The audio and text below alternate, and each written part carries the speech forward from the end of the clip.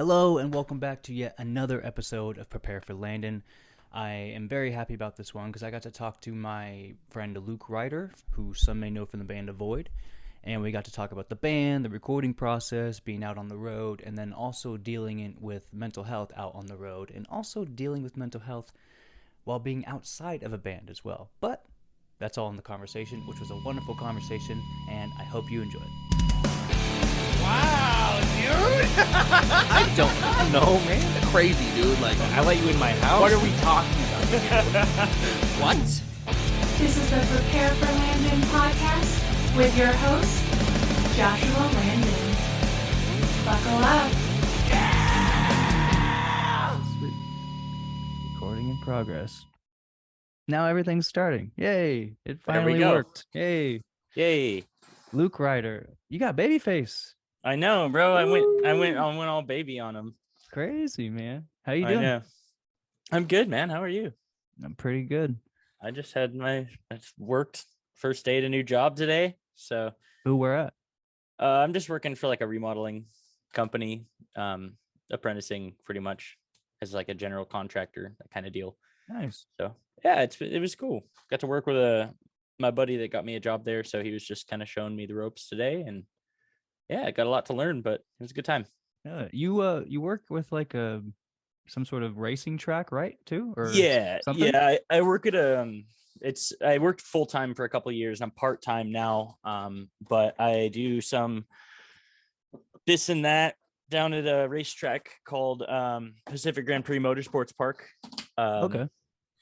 PGP Motorsports Park is what it shortens as, but Mhm. yeah. So PGP, it's cool outdoor karting track. I've been working there for a few years. Started working in the pandemic, and then I've always liked racing. And Yeah. the crew down there is really, really fucking great. Like, really great. So I started working there just to kind of get out of the house again, make a little money, and I ended up staying because it's just a good group of people, man. And they do shit very right. Like, as a kid that wanted to race but never got to, you know, it's so expensive. Like, Oh yeah. I it's bet. you got to do your whole life for racing, and you know that's just not how I was set up. You know, it's just like I wanted to do other things too.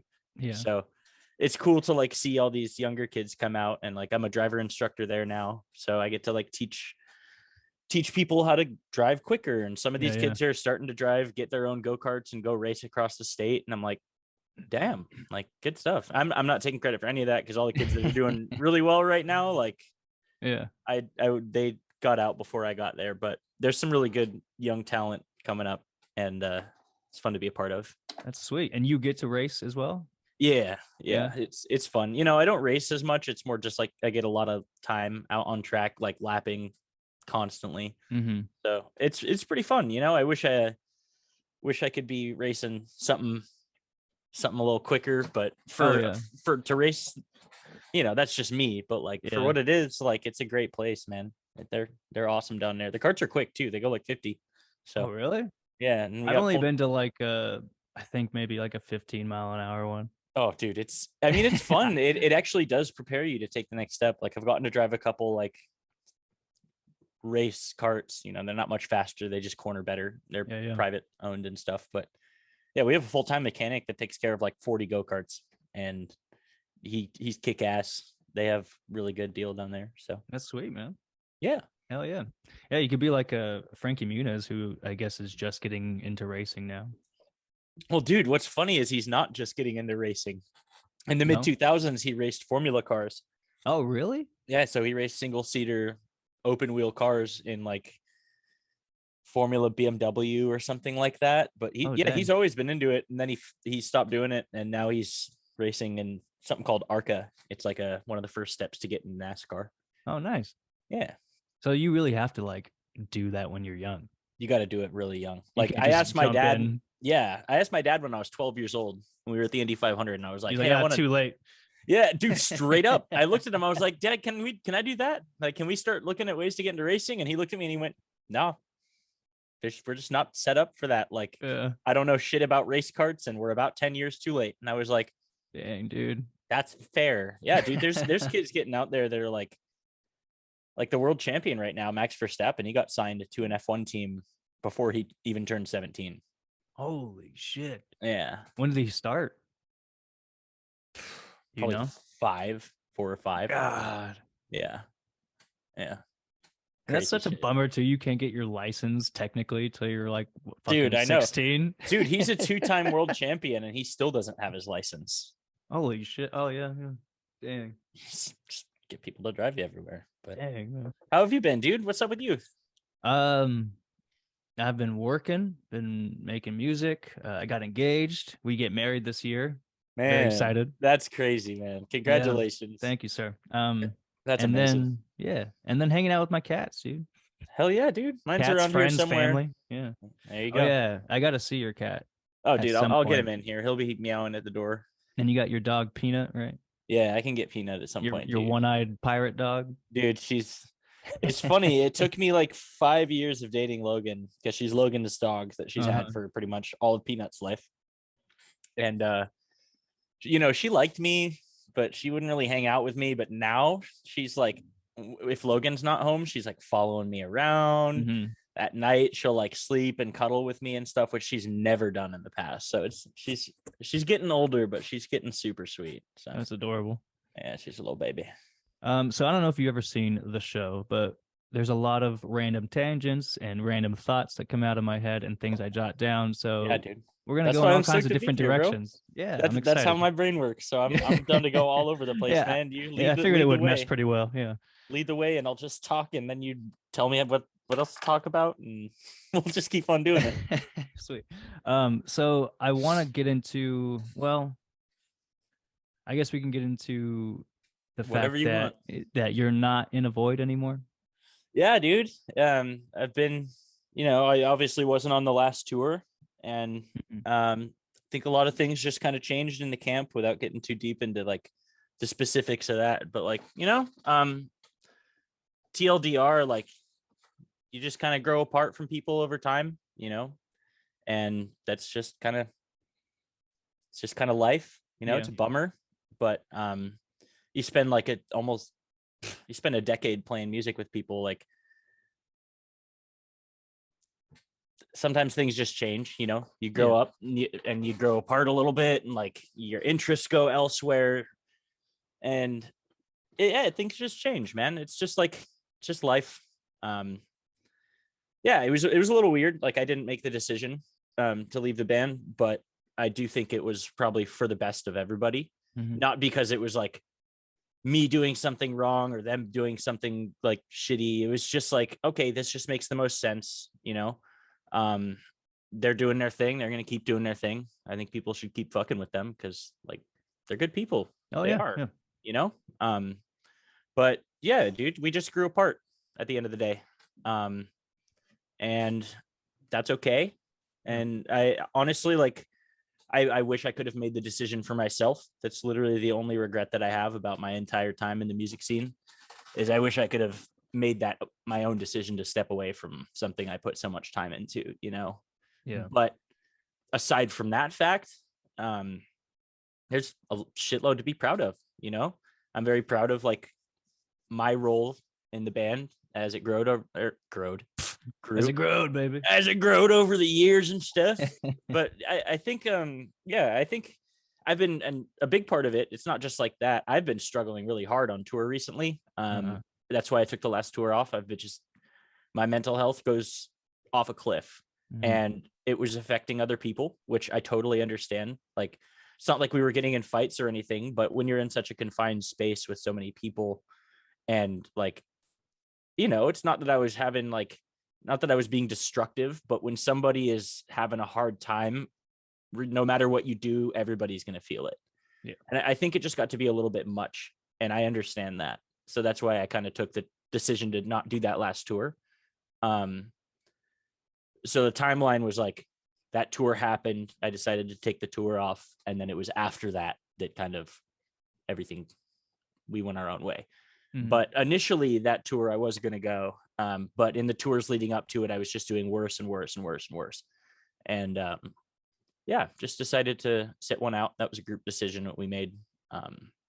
And that was, I think, probably one of the best decisions I've ever made in my life, because I don't think I would have done very well on that tour. And the amount of growth that I've done since then, with having some at-home stability for the first time in my life, since I started touring, at least. So my adult life, that helped me immensely. But, you know, I also didn't realize that was going to be it, you know?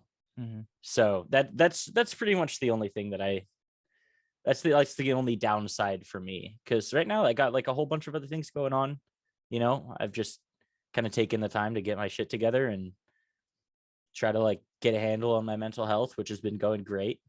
Like, and just set myself up because I'm like, okay, now I have some extra time on my hands, I guess. I'm just gonna reapply all of that somewhere else, you know? Mm-hmm.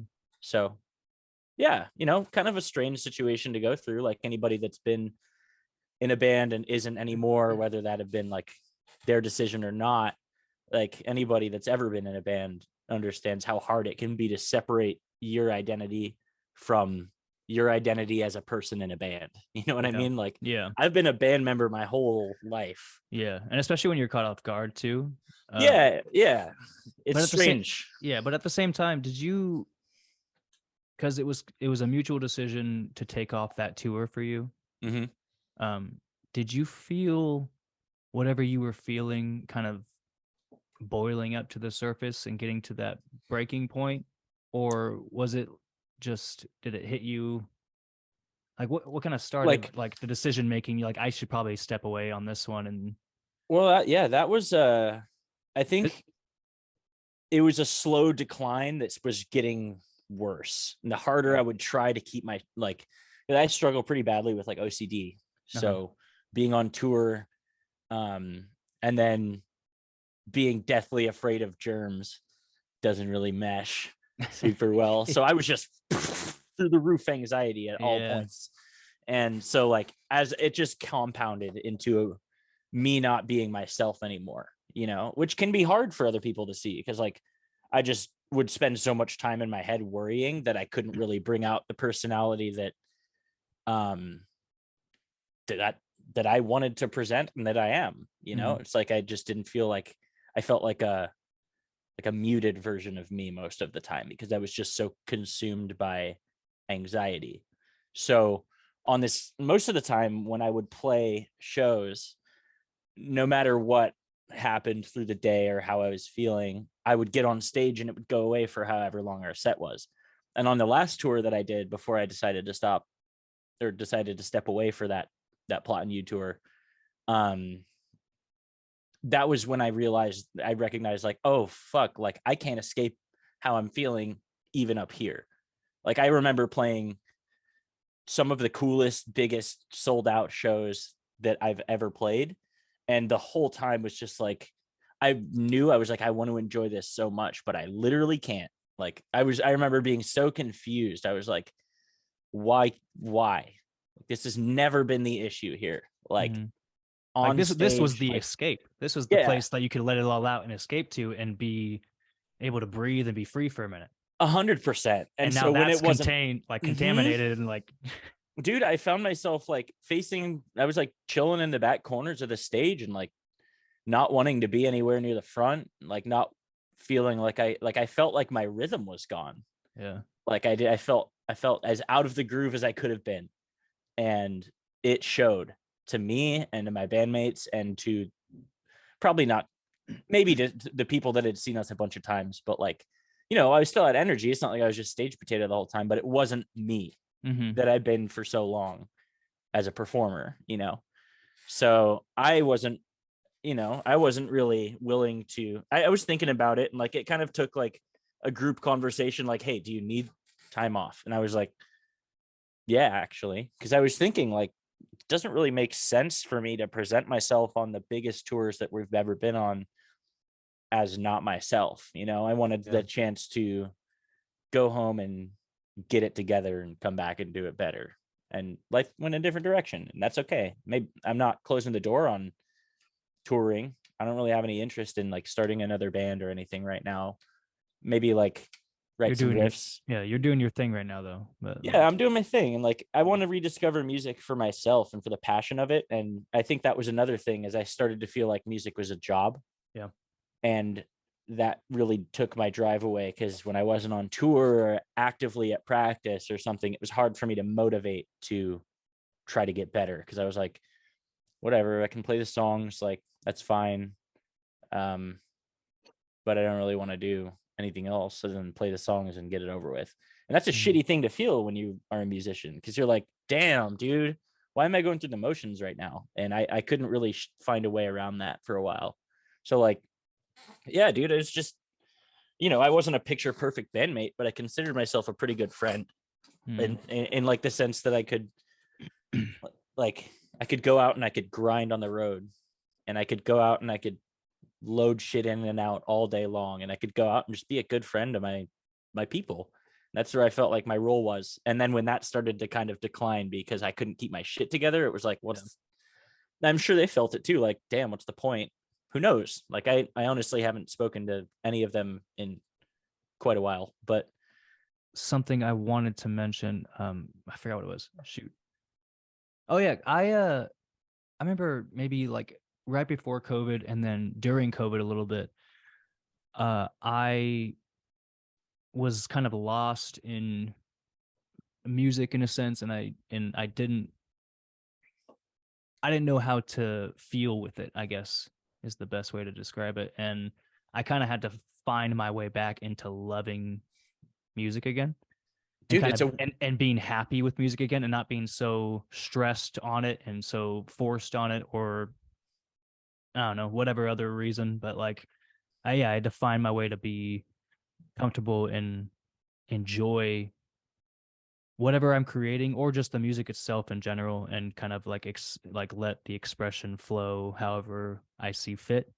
Yeah, no, that's something I'm on the path to like rediscover right now. Because in full transparency, dude, I haven't touched a guitar in a month. I just haven't. As I go through my day, I don't feel like I have a dark cloud over me, but when it comes to music, it's still a little bit sensitive.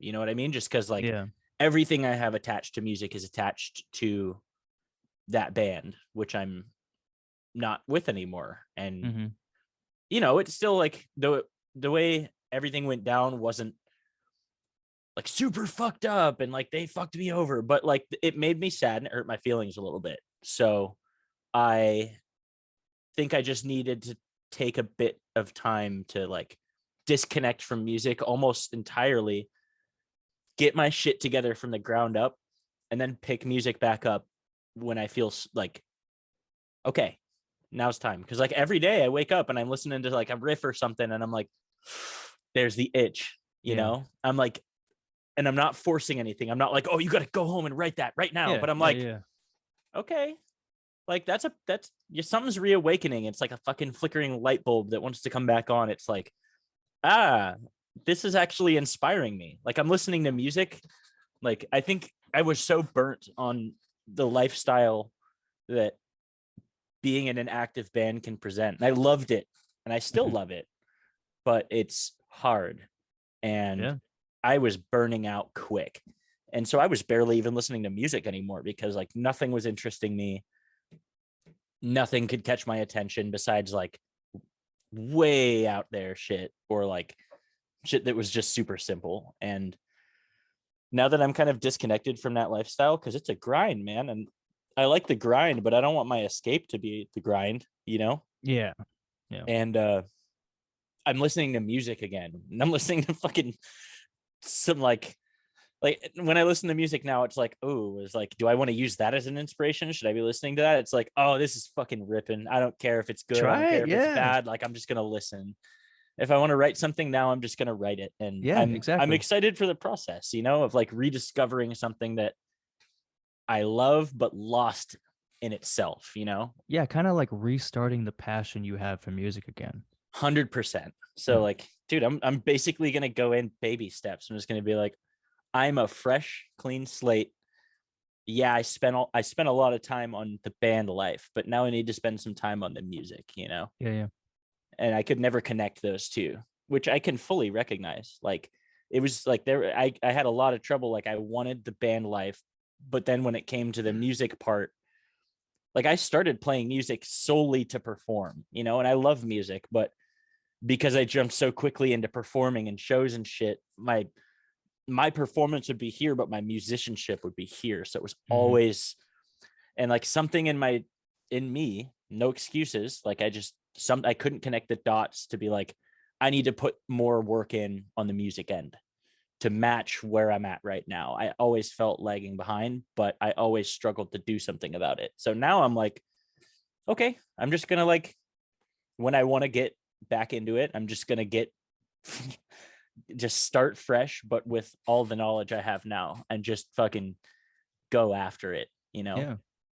Play music. And especially if you give your time, like yourself time to heal and deal with whatever you need to deal with inside of you and figure out whatever you want to of your life and how to deal with things that are going on in your head.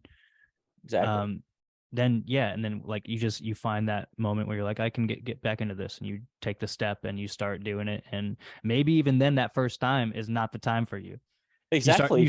Maybe you'll start playing and you'll be like, oh fuck, and then you stop, and then you gotta give it a little more time again. Yep. Back into it. It's just I just have to trust my gut and trust the process and see where we go, man. Maybe we'll write. I don't know. I'm just taking the lid off, and I'm like, I'm gonna write whatever I want now. Exactly. I'm gonna write music with friends. I like write a riff, be like, oh, I did this. Like, fucking, you would sound good on this riff. Send it over to Josh. See what he wants to do with it. Oh yeah, definitely. You know, just. I mean, genres don't even really matter anymore, do they? Yeah, because look at what Sleep Token's doing, especially right now with their new stuff. Like, well, dude, even like the Avoid guys, like we put them too, a lot of different like those guys they got a lot of shit going on that record, man. It's a great record. A lot. Straight up. Like, yeah, it's really good.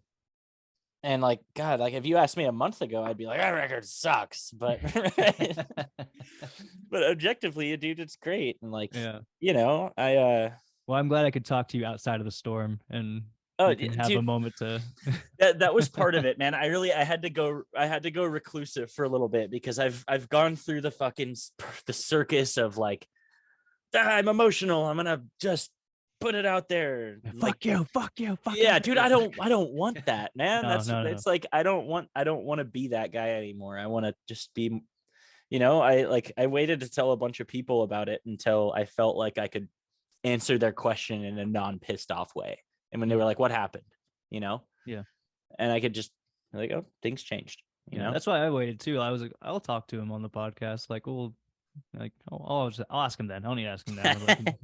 Dude, honestly, it's like it's been interesting, like, because you know, I'm like a pretty high strung person at times. And like I get fucking worked up sometimes, and that's just how it is. And this is the first time that I've felt like I've actually kind of taken control of that and been like, I'm not going to just lose my shit. I'm going to make a calculated decision that's going to benefit me in the long run. Right now, that's just putting my head down and getting my shit together. And like, it's been working. Like, it's been working great. You know, like this past month, every time I talk to somebody about this situation, a month ago, I would have been just like working myself up and getting mad or sad or something. And now I'm like, okay, like, I feel like every time I talk to somebody about it, I grow a little bit more from it and I get a little bit less emotionally invested. And I'm like, okay, I can start seeing things from a new standpoint, you know? Yeah. It's kind of funny. Kind of funny how getting things out of your head works a little bit, right? Oh, definitely. You, speaking of genres, you described Avoid as rock adjacent. I feel like we can do better. That's fair. And I want you to create a new genre. Okay. What would you call Avoid in the genre? Oh my God. They're in? Oh man. Oh God. Do I get one, or can I just put a bunch of words together? Well, yeah. So you know how there's like pop punk and like, I don't know, emo rock or whatever. You can do like some combos. Alternative indie pop, you know, like that type of, you can do some 3 combos, but like new. Okay, I got you. Terms. I got you. Party metalcore. That's not bad. I mean, it's pretty damn accurate. I'd be happy with that. How about it? I like it. I like it. How was the album process for you? It was weird. We went down to LA for a month in, geez, what summer was that? 2021. Yeah. We were down there for a month. The second we rolled into California, everything fell apart. It was insane. It was like so we drive to California. We get everybody together. We have an Airbnb in LA where we supposedly can park the trailer and everything like that, because we had to bring all our gear down because we didn't know what we'd need. We had a bunch of clothes and shit because we were moving there for a month. We roll up to this house. It's in a shitty neighborhood, and we're like, it's fine. It's fine. It's fine. Definitely no place to park the trailer. Yep. And we're like, it's fine. We look at the house. All of the furniture is on the fucking front porch. And we're like, it's fine. It's fine. So we park, we send a couple people over, and they're literally in the process of kicking people out of the house. Like, we don't know if they were like squatting there or they were just like there. And then the landlord did. What I'm assuming is that there was a family living there, and the landlord pulled something because he saw how much money he could make on Airbnb for a month in comparison to the rent that they were probably paying him. So probably pulled some shady shit. That's my guess. But anyway, we go there. It's not furnished. Everything's Either on the or front. could be very possible. They're cleaning it. Like, there had been a dog living in there, which I love dogs, but that dog destroyed that place supposedly. I stayed in the van because I was driving. I had to keep an eye on it. Two people went in. So we call and we're like, nah, we're not. We're not kicking off a month here like this. Like, you guys have to figure this out. So we get a hotel for 2 days. I think we stayed in 2 different hotels over 3 nights. And then we stayed with our drummer's uncle for a day or two when he was out of town, and they came back in. So we had to go. I don't remember. We stayed in like 3 places in 3 nights, 2 places in 3 nights. And then finally they're like, hey, we found you guys an Airbnb in this place. And we're like, cool. So we go check it out, and we're like, we're so burnt. We're so dead. We're like, fuck. Okay, fine. This works fine. It's like the same place. It's a 2-bedroom. Oh no, it was significantly worse. It was a 2-bedroom apartment with like bare bones everything above a lawyer's office, like deep in the hood of South Central LA, like nice. Crenshaw. Like, it was fine. Nothing happened to us when we were there, but you definitely had to, you couldn't just like fucking go kick it in the front porch and hang out for a month. You were like, if you were at the place, you were inside with the doors locked and the deadbolt and the chain thing on the outside. The back door had a full fucking 2x4 that you would. Very fun. One time I walk out and I go to the van, and the fucking attorney guy, who was dope as hell, he was super nice, but like, the place sucked. Let's just be honest. Yeah. We were miserable. And there were 6 of us in a 2-bedroom. One room had a bunk bed. The other room had like a bed. And then I don't know what we did for everybody else.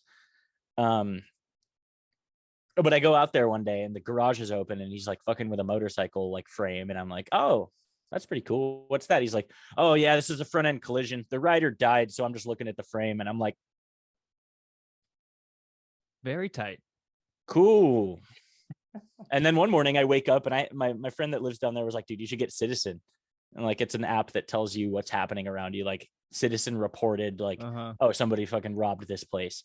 So I wake up one morning, I look at Citizen. It's like 40 minutes ago, strong arm robbery. I'm sitting on the couch, and it says like 80 feet from you. Hell yeah. And I was like, hell yeah, let's go. Like, I think our producer had a dude try to like break into his car or rob him when he was going to his car one night. Like, nothing happened that I was like, whoa, that's fucking crazy. That's so sketchy.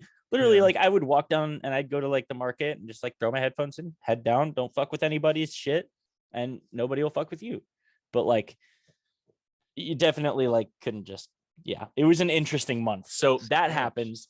And then like, there was a miscommunication somewhere. So like, we couldn't all go to the studio at once because it was not quite set up for like a full band at a time. It was a producer that normally works with like 1 or 2 members at a time. So like, the way we would all work at that time was everybody in a room, but it just couldn't work that way. So most of the days were spent like, at least for me, I just fucking kicked it in that apartment for a month because like we were doing a bunch of top line shit and like we just couldn't get the juices flowing because of the environment we were in. Like we were so depressed for a month. Like, dude, the amount of Tito's that we drank was fucked up. Like we couldn't buy a bottle. We had to buy gallons.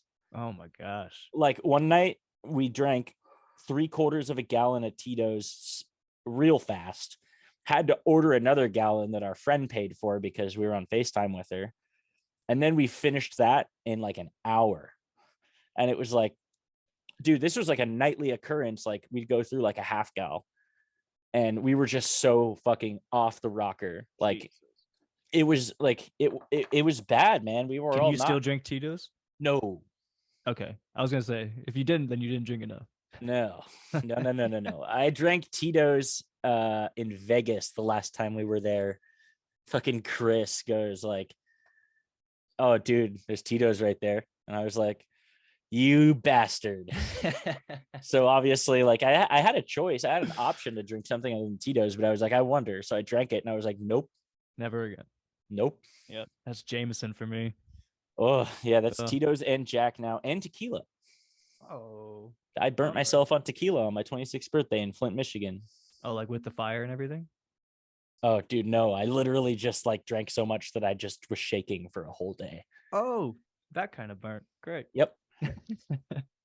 Yeah, you guys had like fucking 30 songs and none of them were used. We had a bunch of songs, partial or finished. And I think on the record, there's a couple riffs, there's a couple ideas that made it.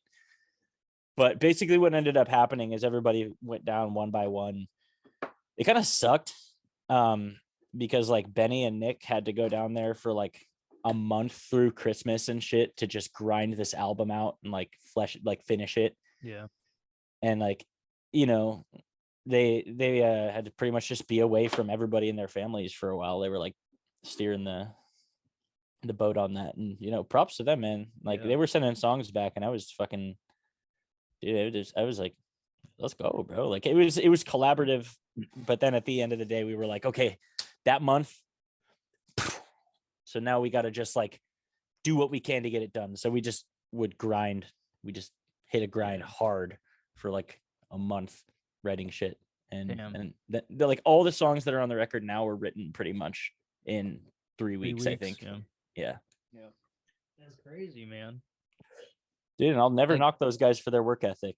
Yeah. Is there any reason as to why like the 30 songs weren't used? Did you guys have just weren't us. Different, like you wanted a different sound as opposed to what you were going for at the time? Over COVID, we were like jamming very organically, playing songs that were never meant to be for a Void. And we had a whole different idea for what we wanted to be for a little while. And then we kind of got back in, you know, we kind of got out of touch with reality on what we wanted for a minute. And then shows started coming back. We saw what songs were hitting, what songs weren't hitting that we were playing that were new. And then we kind of just went off from that. Because like at that one show in Oceanside, that was like the Void and Friends show out in the back parking lot of a brewery. It was like Chris's 21st. Mm-hmm. We played a couple new like songs that are never going to get released. And we kind of got to see like what those did and who liked what and all that. Oh, there we click go. here. Yeah, there you go. Yeah. Peanut. I brought Peanut. Hey. Also, if you see a cut, that's because Zoom does 40 minutes if you have a free trial. So that's cool. Yeah, good times. Thanks, Zoom. Yeah. It used to be free when COVID happened. I see how it is. Oh, you one-eyed dog. How cute. She's such a bean, dude. All right, I feel like dogs like that are always like vicious as hells, though. Dude, she's so vicious. Look at her. Yeah, that's true. Let me let her out. She wants to go see Mama.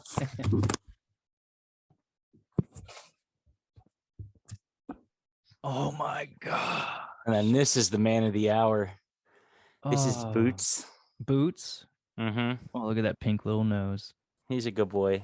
Oh my goodness, that's adorable. He's a good guy. Oh, I fucking love cats, dude. Anyway, where were we? You know, you played the Oceanside Brewery for Chris's 21st. I know we were talking about that. Yeah, and we were you played a couple of unreleased songs. Yeah, just a couple bangers that we would play over COVID and stuff like that. And yeah, just kind of got to see what people liked and then base the rest of our songs around that. Hmm. You know? That's cool. Yeah, good times. Do you have a favorite song off the album or in general, I guess? I always Shapes. liked Shapes. Shapes, bro. Dude, I think they should start playing The Lost from the Trench. Avoid the Void days. Holy shit. Yeah, it's for OGs only. Dang, I need to hear it. No, you don't. I want to. Well, actually, yeah, everybody should figure out how to listen to The Trench. That's a great EP. Check it out if you can find it. You can't. But I don't know. I liked My World. That one was fun. Yeah. That was It's like that's was that the first one you guys released off the record? No. Yeah, I don't remember. Oh no, you did Cowabunga first. Yeah, that was a fun one. Yeah. Oh, actually, no. I liked Split the most because it sounded like Slipknot, and I always wanted to be in Slipknot. Dude. Just yeah, I was like, oh, that sounds like Iowa. Yeah, Slipknot was the band that got me into music in general. God, I love that band so much, dude. I have like a 2001 tour hoodie that I found at a vintage store, and I'm like, that's my holy grail. Hell like, yeah. It looks like shit. It's ripped to shreds, but it's great. Yeah, I saw that Wait and Bleed video, and I was like, that drummer is insane. I want to do that. Dude, for me, it was Left Behind. Oh, hell yeah, dude. That song's so good. That music video where the kid's like pouring like the black milk into the fucking, like that stuck with me forever. And then there's a shot, like for me, I love music videos that are just like, or not even music videos, but I like attached to like this the dumbest, most inconsequential thing in music videos. Like, there's this shot of Mick. It's like when everything drops out and he's just dead, but he's like standing in a field. And he does this fucking hair whip and just finishes the riff. And I'm like, Nick Thompson, you absolute gangster. Just yeah, dude. I remember when that Before I Forget video came out. Mm-hmm. Oh, I lost my shit. I was like, oh my god, they're not wearing masks. Dude, that band is so fucking good. Oh man, I like when I was little, that was the jam. As I got older, that was the jam. Like when I got back, I went into middle school, I didn't know what I wanted to be or who I was, and I was like a little skater kid, and I didn't even know what I liked to listen to. And then fucking my friend showed me like he like played a newer Slipknot song at the time, like he played like Psychosocial, and I was like, who's what? And he's like, it's Slipknot. And I was like, I'm into Slipknot again. So I dove back into their old discography from there. Like, yeah. What do you typically listen to? Let's find out. I listen to a lot of shitty trap and good trap. Like recently, I listened to a lot of City Morgue today. I listened to a lot of Distinguisher because rest in peace. I never got to see him.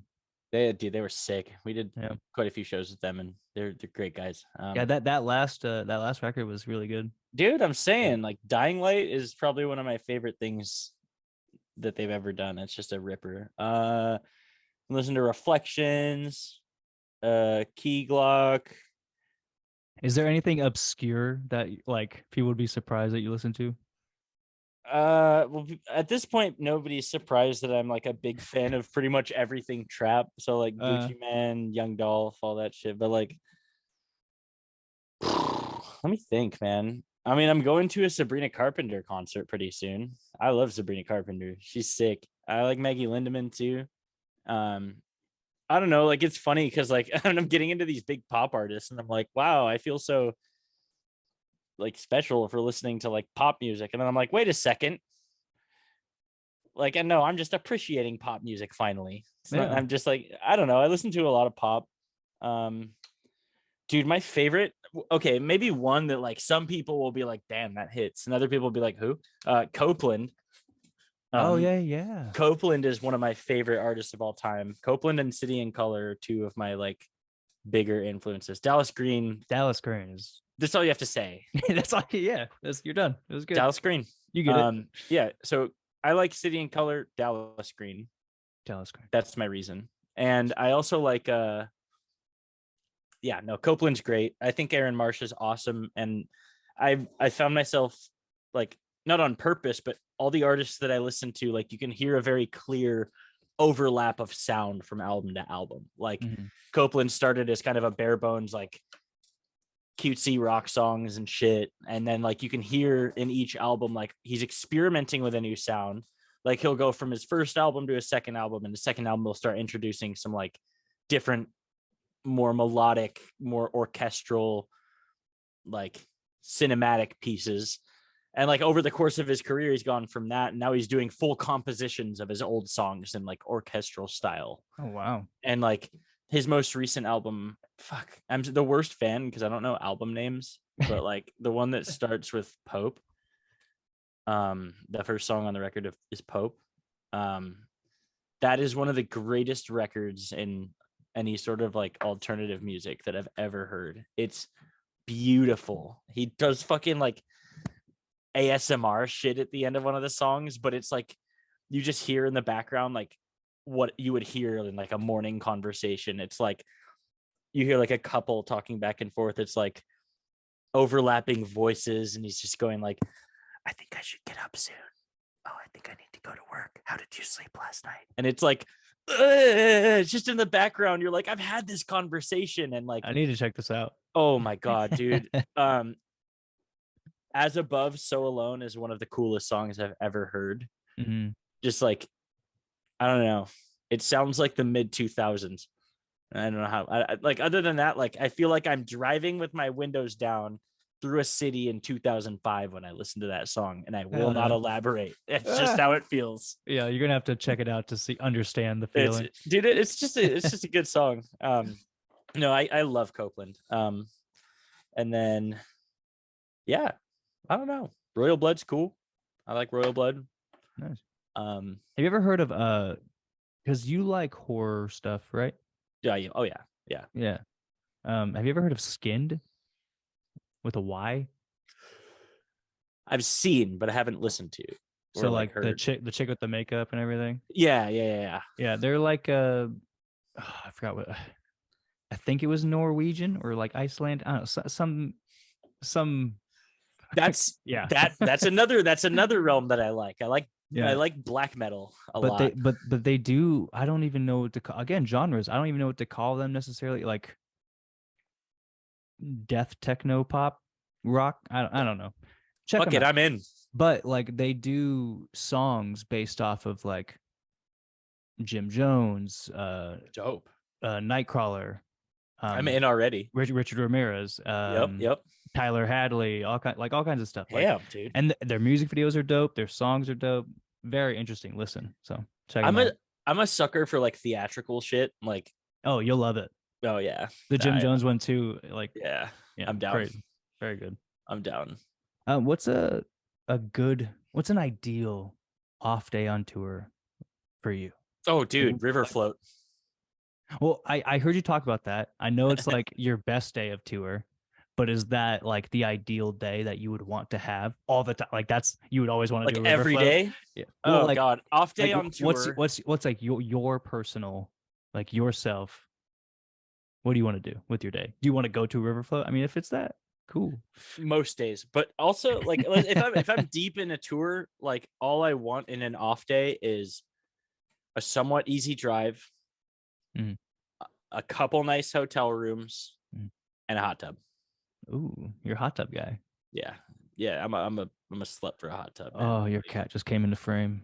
Where is he? Sorry, I get distracted. Don't throw a mind cat in the mix.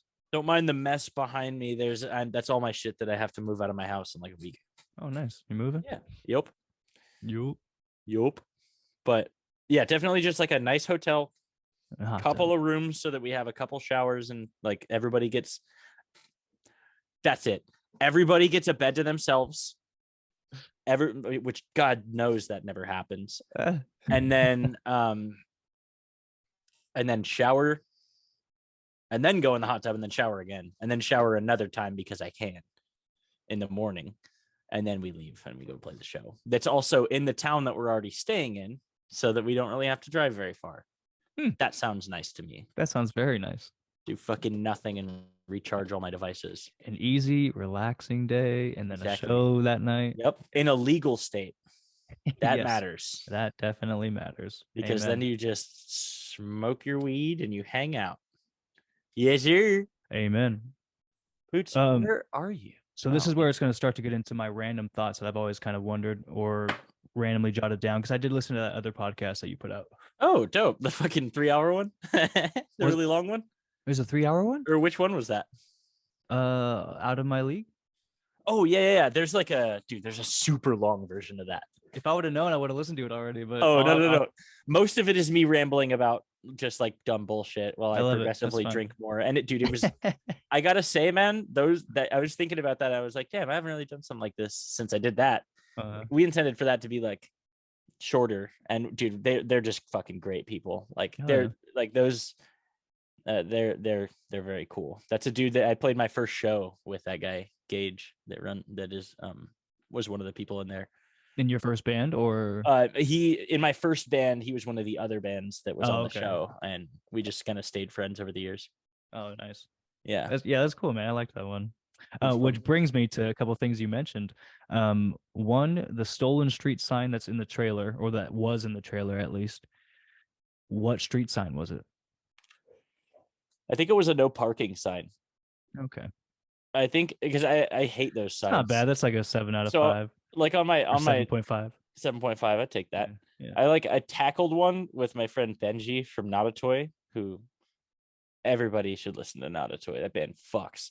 But yeah, we got really drunk because I turned 21 in Boise, and we just like stole a parking sign with the pole, I think. That bumps up to a 9.5. Yeah, I think we took the whole fucking thing and we just took it to our hotel room. Oh, And then we eventually took it off and put it in there. But I don't remember if that was the one or if it was the other one from like, I think it was Lancaster, Pennsylvania. There was one by the trailer. So I was like, oh, that's an interesting Allen key. I bet I have one that fits that. So I just like put it up there and I just like leaned up against it and just leaned up against the sign, just went and then just undid them and put it in the trailer and stole another parking people sign. walking by, you're like, oh, I'm just chilling. Don't mind me. Yep. And then I take the whole sign down. Top ramen and peanut butter. Oh yeah, that was a weird thing that I did when I was in like 8th grade. This was an 8th we grade were thing. told Okay. by an older kid at snowboard camp who had done a lot of mushrooms at that point. He was like, hey, you kids should try something. Dry top ramen, peanut butter, sriracha. And we were like, whoa, okay, mystical mountain man. So we went home and we were like, yo, you remember when that weird fucking dude told us that? And he was like, yeah, I kind of want to try it. Do you? And I was like, yeah. So we tried it. Wasn't bad. Haven't tried it since. Yeah, I'm intrigued. It was like a really fucked up kind of pad thai. If you think about it, it's got that peanutty flavor. And then it also has the spice. What kind of flavored ramen? You don't put the packet on it, so it doesn't really matter. It was basically like if you were on a lot of drugs and was like, this is pad thai. That's what it is. That was his whole like approach to that. And I was like, all right, buddy, we'll give it a shot. So we did, and we were like, dope. That was pretty good. And then we just never did it again. Interesting. Okay. I'm if you told me that in high school, maybe I probably still would have done it. But like now, I'd probably still do it. But I've already done it, so I don't have to do it again. Exactly. Yeah. You know? Pike Place short stalls. You ever use them? Oh fuck! I think I've had to once. Like number 2, of course. Yes. Yeah, of course. No, oh, I'm pretty sure I had to do that once, and I'm pretty sure it was really slow that day, so like I didn't really have to worry about it. But yeah, no, I think I've. I thought you were saying you were really slow, so it was taking a long time to come out. Yeah, there was a line all the way up to fucking Pike Street. But no, dude, it was I think I did have to do it, and I was like, all right, man, I just got to set my shame aside and not look anybody in the eye. That's the goal there. Yeah, that place is weird. So yeah, how are you overall dealing with being out of a band, being like out of music, I guess, in a sense? You know, really well. Yeah. I think that I needed a change. I'm the type of person that needs change fairly frequently, and I didn't know that was okay. It's a change that happened and I had to adapt to it. And I think I've adapted really well. You know, I just started a new job today and like already like learned things that I didn't know how to do before. It was like simple shit like, oh, measure this hole that is here in the wall, because there was a bunch of drywall taken out for like plumbers and electricians just renovating and shit. Yeah. Boots, dude, get out of here. Life with a cat. Come here. But he yeah, so like today we were just like, he's like, okay, measure this, patch that. And I was like, cool, small rectangle, did it. And he's like, okay, now do the one over there that has like an outlet in the middle of it. So you have to figure out how to cut that out and how to measure for that. And I was like, how? And then he showed me, and then he was like, okay, now do it yourself. And I had to learn. And I was like, dude, it's just that the whole day flew by. And I was just learning these little tasks that like at the end of the day, it's going to get covered up with drywall and fucking painted over and cabinets behind it. But like, I learned how to do it, you know, and that made me happy, made me really happy, because I was like, nice, I'm learning a new skill that I can apply down the road. Something new. You like change. You like new things. I do like new things. And like, yeah, I don't know. I've been spending a lot of time with some old friends that I probably haven't spent enough time with over the last couple of years, just because, you know how much energy it takes to be in a band. Yeah. Like it takes a lot. You have to really focus in, and I'm reconnecting with all these people super organically too. It had already been happening. And then I was really able to lean on my oldest friends, like shout out Connor and David. Y'all are the fucking OGs. And Zach, and the other Zach, y'all know who you are, but Connor and David specifically, I've known Connor since like second grade, and we've just been best friends because like we started going to school together and like we're playing baseball together in fifth grade. Best friends. Started going to finally went to the same school in middle school because we went to separate elementary schools. Fucking inseparable. And like, you know, life comes at you fast, and like we were always homies, but we didn't hang a whole bunch. And like we've been reconnecting a lot recently. And then my buddy David, who I met through Connor in like fourth grade, he's just fucking endlessly loyal as a friend, and we've all just stayed. We were the three amigos in seventh grade through senior year until we all started doing our own thing. Like we've all stayed close since then, but like they were the first people I leaned on besides like Logan and my parents when this happened. I was shook as hell, and like I was either going to go down a destructive path or I was going to go down a path where I was going to be okay. And like I credit like everybody around me, like my parents, Logan, and those two dudes, for just like stepping up immediately. And like I texted them, I was like, hey, who wants to go get hammered? I'm gonna go to the bar. And they were like, well, I can't go to the bar, but you want to play video games? Like hop in Discord, let's chat. And like I hopped in Discord and I was in a piss poor mood, and like Logan was like, we have like a friend group obviously, but like dude, they just hopped in and they were friends. And then when I was ready to talk about it, like an hour later, like they asked the hard questions that I needed to hear in that first couple minutes. And they just fucking, I could lean on them. And that showed me a lot, man. Like the biggest thing I've taken from all of this is at the end of the day, the people that really give a fuck about you are always going to give a fuck about you, you know? Yeah. Like, and I'm not even saying like the dudes from Avoid don't give a fuck about me, because that's I would argue that that's the opposite of true.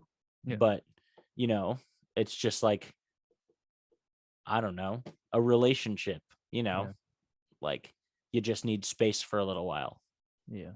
And you know, the door never closes to anybody. But the thing that this has all shown me is like, damn, I have some good people around me, you know?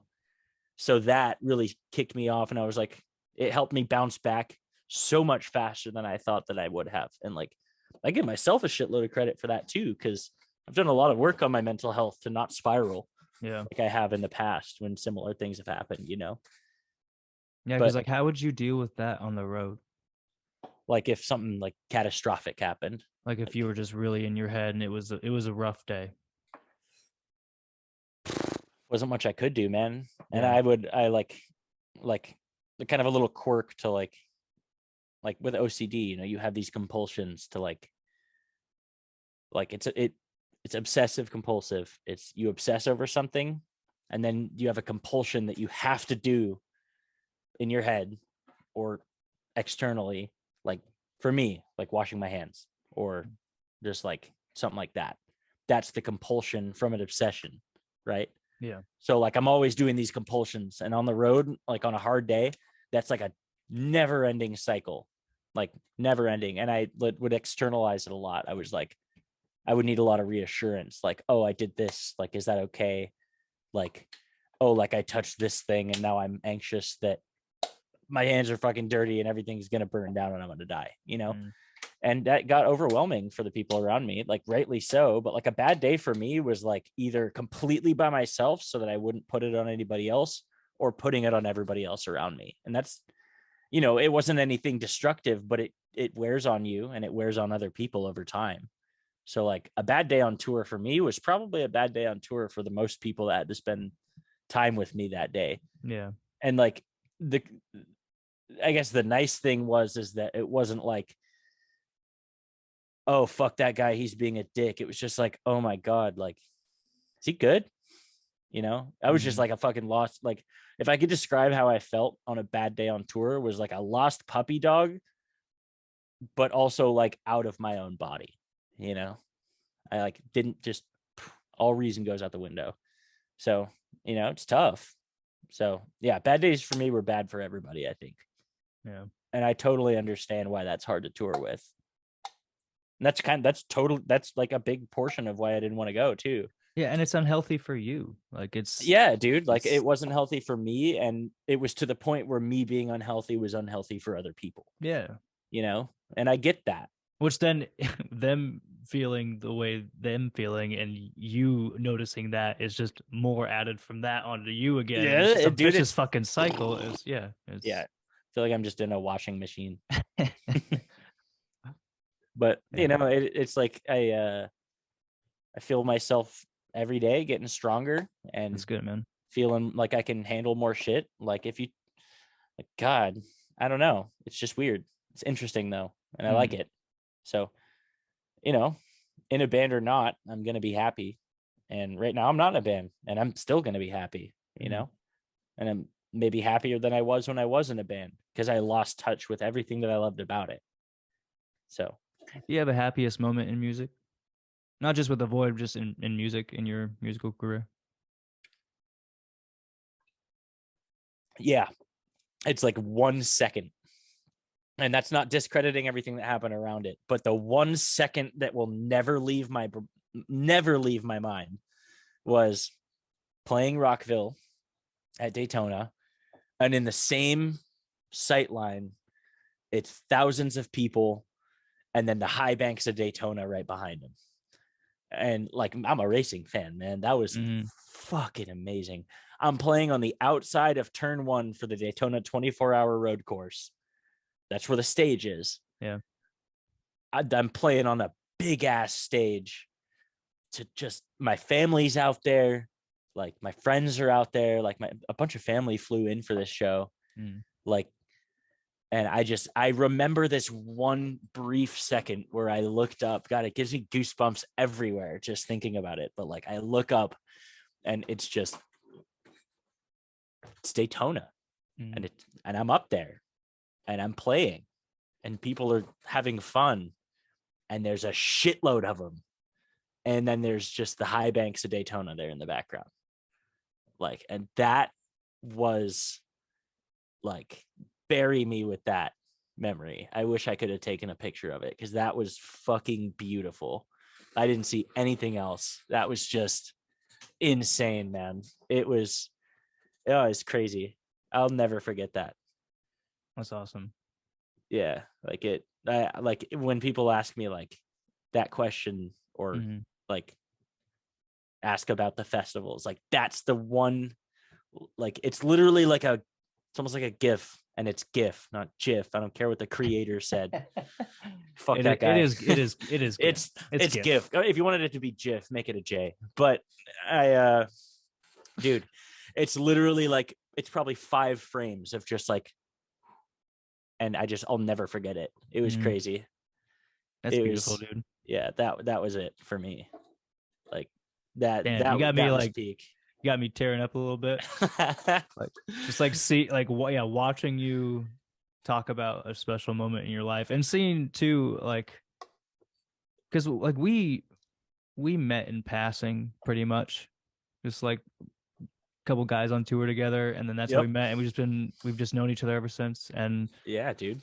And to like see the journey that you've had, and then also see and listen and understand like what you've been going through during it Yeah. and the struggle that you've had with it. And yeah, just to see like you can still hold on to those special moments, and it makes you feel something again and like be filled with happiness and a special moment in your life. And it's nice. I like it. It's good to see that. Thank you. I think that's special too, because like I think that's the first time I've talked back on something since everything happened and been like, holy shit, like I don't have to think about anything. Like dude, in the first couple of weeks, I thought I would never be able to think about this shit again. I was so fucking hurt. Yeah, I bet. And like I never thought I thought that I would absolutely never talk about this shit and like never want to think about it again. I was like, I just can't. And so I don't know, man. I think it's also like it's cool to be able to look at that and be like, that's my memory, you know, and I don't have to assign that to anybody else, because that's like a picture I have of something I did that just matters to me, you know. So thank you for giving me a place where I can actually like kind of do that, man. That was very formative for me, honestly. Just like looking at that and being like, damn, okay, cool. That was fucking sick. Yeah. You know, I'm not going to push that away because of spite or anger or anything. I'm just going to own that shit. And like, I think that opens the door to like owning more shit as time moves on, you know, and whether that leads to like, I don't know. I don't know where that leads, but it's cool to have that. So thank you. Dude, of course. Like, thank you for talking to me and taking the time out to do this. I know you just got off of work. Dude, I don't from your new job, boy. Let's go. But no, bro, this is, dude, even I could have just sat here and just talked to you, but thank you for putting it on your platform, man. Because like as an artist, like you're like literally, by the way, the amount of times I've heard, oh my God, Josh is literally the best singer I've ever heard. I've heard that if I had $1 for every time I've heard that, I'd be able to pay my rent easy. Like, so dude, no, you are first off, you're a fantastic musician, man, but you're an even better friend. So like you're just a homie. Like, doesn't matter if I don't see you for a year, doesn't matter if I don't see you for 2, like you're always a fucking homie. Every time I see you. I love you. So, fucking love you, dude. Yeah, I can't think of a better way to end it. But we're gonna end it and then we'll stick around and I'll just talk to you for a minute. But yeah. Sounds good. So thank you for watching. Luke Ryder, follow him. Go check out Avoid. Go get training lessons from his go-kart racing, whatever it's called. I'm either way. Oh, and see, and now that freaking timer popped up again. Oh, there we go. Fucking Good time. Look at us. Thanks for watching. Thanks, guys.